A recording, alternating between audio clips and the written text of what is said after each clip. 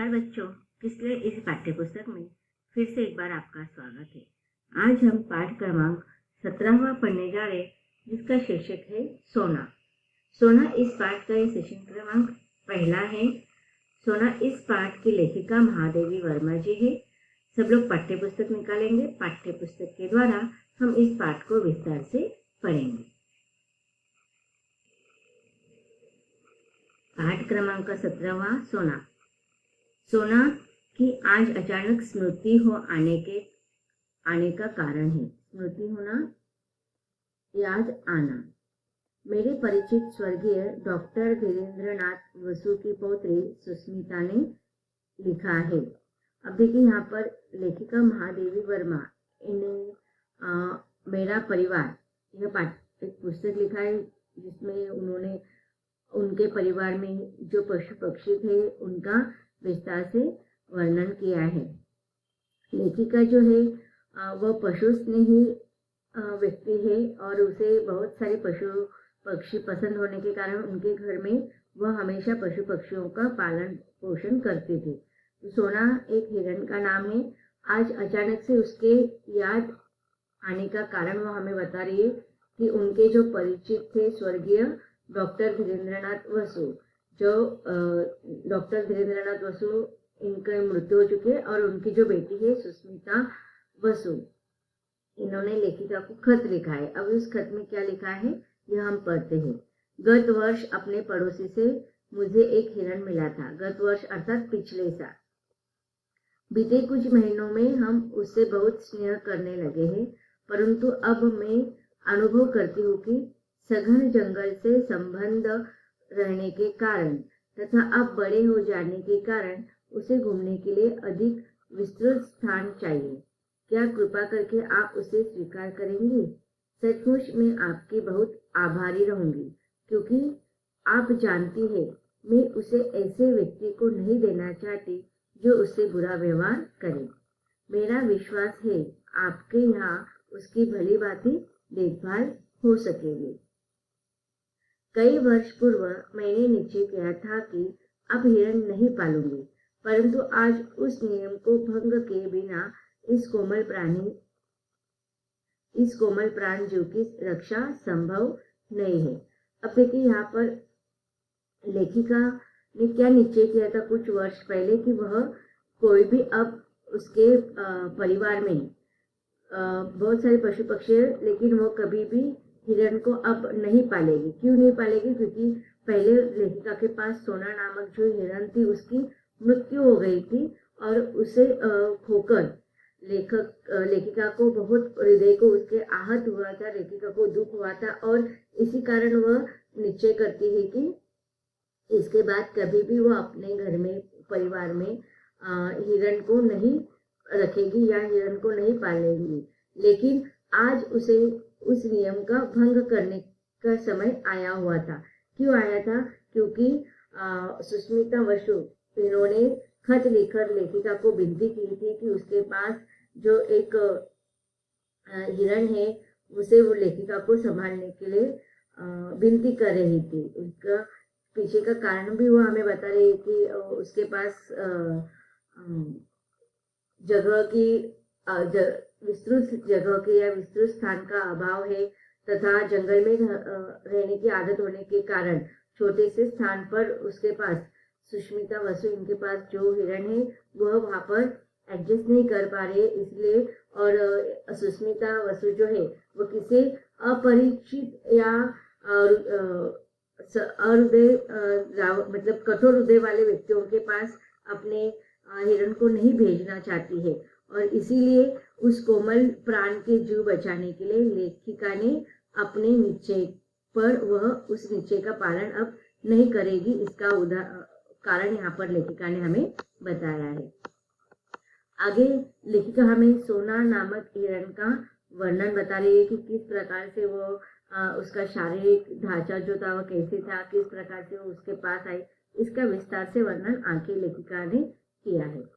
सोना भी इसी प्रकार अचानक आई थी, परंतु वह अब तक अपनी शैशवावस्था भी पार नहीं कर सकी थी। सुनहरे रंग के रेशमी लच्छे की गांठ के समान उसका कोमल लघु शरीर था। अब देखिए लेखिका कह रही है कि जब सोना नामक हिरण उनके घर पर आई थी तो वो बहुत छोटी थी और उसके रंग कैसा था, सुनहरे रंग की रेशमी लच्छों के गांठ के समान उसका जो शरीर था वो बहुत ही छोटा था। छोटा सा मुंह और बड़ी बड़ी पानीदार आंखें देखती थी तो लगता था कि अभी छलक पड़ेगी।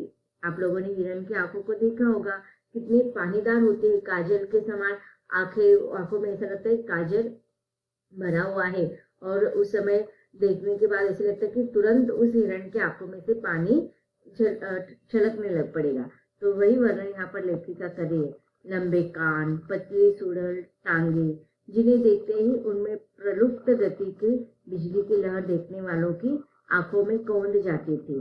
सब उसके सरल शिशु रूप से इतने प्रभावित हुए कि किसी चंपक वर्णा रूपसी के उपयुक्त सोना, सुवर्णा, स्वर्णलेखा आदि नाम उसका परिचय बन गए। देखिए लेखिका कहती है कि जब लेखिका ने पहली बार उसे देखा तो लेखिका को उसका वह सुंदर सौंदर्य मन को बहुत आकर्षित करा रहा था। लेखिका जब उसे अपने घर पर लेकर आई थी तभी जो भी लोग उनसे मिलते, सोना से मिलते थे तो उसे उसके आकर्षित रूप से उस आपके मन को मोहित कर लेते थे। अब उसका जो वर्णन लेखिका ने किया है वो जिस प्रकार से दिखती थी उसके लिए बहुत सारे लोगों ने नाम सुझाए थे कि सुवर्णा रख सकते हैं, स्वर्णलेखा, सोना, ये उसके नाम का परिचय दे रहे थे। तो लेखिका ने उसका नाम सोना रखा था। मनुष्य को असुंदर ही नहीं अपवित्र भी, मनुष्य मृत्यु को असुंदर ही नहीं अपवित्र भी मानता है। उसके प्रियतम आत्मीय जन का शव भी उसके निकट अपवित्र, अस्पृश्य तथा भयजनक हो उठता है। जब मृत्यु इतनी अपवित्र और असुंदर है तब उसे बांटते घूमना क्यों अपवित्र और असुंदर कार्य नहीं है, यह मैं समझ नहीं पाती। अब देखिए इस परिच्छेद में कहने का लेखिका का भाव है कि मनुष्य जब तक जीवित होता है तब तक वह सुंदर होता है, पवित्र होता है, परंतु मनुष्य मर जाता है तो वह पवित्र और सुंदर शरीर, उसका जो पवित्र, जब तक जीवित है वो सुंदर और पवित्र है उसका शरीर, लेकिन मृत्यु के बाद वही पवित्र शरीर और सुंदर शरीर जो होता है वह क्या हो जाता है, अपवित्र और असुंदर हो जाता है। लोग मृत्यु प्राप्त व्यक्ति को छूना नहीं चाहते, उसे असुंदर मानकर अपनी आसक्ति का परित्याग कर देते हैं। यानी मृत्यु से मनुष्य अपवित्र और असुंदर हो जाता है, अर्थात मृत्यु ही अपवित्र और असुंदर है। तब भी मनुष्य उसे बांटता फिरता है। मनुष्य पशु पक्षी के साथ साथ मनुष्य की भी हत्या करता है। क्या यह मृत्यु को बांटना अर्थात हत्या करना अपवित्र और असुंदर कार्य नहीं है? अर्थात हत्या करना भी अपवित्र और असुंदर कार्य ही है। तो इस प्रकार लेखिका ने यहाँ पर जब मृत्यु इतनी अपवित्र और असुंदर है तब उसे बांटते घूमना क्यों अपवित्र और असुंदर कार्य नहीं है, यह लेखिका के समझ के परे की बात है। आकाश में रंग बिरंगे फूलों की छटाओं को समान उड़ते हुए और वीणा, वंशी, मुरज, जल तरंग आदि का वृंद वादन बजाते हुए पक्षी कितने सुंदर जान पड़ते हैं। अब देखिए यहाँ पर लेखिका ने निसर्ग का वर्णन किया है कि आकाश में जो रंग बिरंगे तरह तरह के फूलों होते हैं उसके छटाएं उमड़ आती है, अर्थात इंद्रधनुष के रंग हम कह सकते हैं। वीणा, वंशी, मुरज, जल तरंग आदि का वृंद वादन बजते हुए पक्षी भी सुंदर लगते हैं। तो आकाश में विचरण करने वाले, स्वच्छंद विहार करने वाले जो पक्षी होते हैं उसको वर्णन करते हुए यहाँ पर लेखिका ये बातें करी। मनुष्य ने बंदूक उठाई, निशाना साधा और गोली चला दी, जिससे कहीं गाते उड़ते पक्षी ढेले के समान धरती पर आ गिरे। अब देखिए यहाँ पर मनुष्य किस प्रकार से अमानवीय व्यवहार कर रहा है पशु पक्षियों के साथ, कि सुंदर रंग बिरंगे पंख वाले पक्षियां आकाश में, नीले आकाश में विहार करते हैं, लेकिन मनुष्य अपने स्वार्थ के लिए बंदूक के द्वारा उसे गोली मारकर उसे मृत्यु के मुंह में डाल देता है, या फिर अपने स्वार्थ के लिए उसे क्या करता है, मनुष्य अपने स्वार्थ के लिए चंद पैसों के हवास में ऐसे पशु पक्षियों की शिकार करता है। किसी की लाल पीली चोंच वाली गर्दन टूट गई है, किसी के पीले सुंदर पंजे टेढ़े हो गए हैं और किसी के इंद्रधनुष से पंख बिखर गए हैं। शत विशत रक्तस्नात उन मृत अर्धमृत लघु गातों में न अब संगीत है न सौंदर्य, परंतु तब भी मरने वाला अपनी सफलता पर नाच उठता है। अब देखिए यहाँ पर लेखिका ने मनुष्य के अमानवीय होने का वर्णन करते हुए कि पशु पक्षी जो है अपने जीवन के अंत तक वो स्वच्छंदता से युक्त जीवन जीना चाहते हैं। और जब कुछ पशु पक्षी देखिए जीवित रहते हुए ही शिकार बन जाते हैं, लेकिन कुछ पशु पक्षी क्या होते हैं, बंदूक की गोली से आहत हो जाते हैं, तो उस समय वो खुश होते हैं। क्यों खुश होते हैं? क्योंकि उन्होंने अपनी स्वतंत्रता नहीं खोई है और अपनी स्वतंत्रता न खोते हुए वह मृत्यु के मुंह में चले जाते हैं, तो इसे उन्हें वो अपने आप के जीवन को सफलता मानते हैं।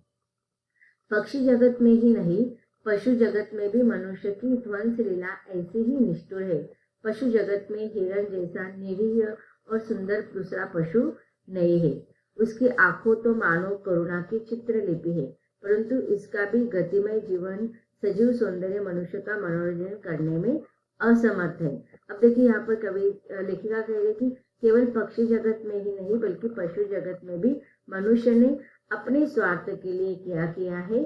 ऐसे ही पशु और पक्षियों के शिकार करके उनको आहत करते हैं, उनके ध्वंस उनको नष्ट करने का प्रयास करते हैं और मनुष्य का यह व्यवहार बहुत ही कठोर और निष्ठुर है।